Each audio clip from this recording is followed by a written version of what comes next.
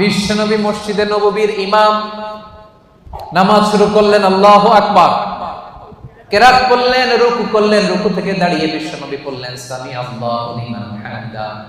সবাই বলল শুধু রব্বানা ওয়ালাকাল হামদ, একজন বলল হামদান কাসীরান তাইয়িবান মুবারাকান ফি। বিশ্বনবী নামাজ শেষ করলেন, নামাজের পরে বিশ্বনবী জিজ্ঞেস করলেন মানিল মুতাকাল্লিম, ওই অতিরিক্ত তাসবিহটা কে পড়েছো? দাঁড়াও। কেউ দাঁড়ায় না, ভয়। বিশ্বনবী বললেন দাঁড়াও, অভয় দিলেন, বললেন দাঁড়াও, দাঁড়াইছে। বলছে কোত্থেকে শিখছো? কয় নিজে নিজে বানাইছি। বিশ্বনবী বললেন ও আমার প্রাণের সাহাবী, ভয় করো না, চিন্তা করো না, টেনশন নিও না, আমি নামাজরত অবস্থায় দেখেছি, তোমরা দেখো নাই।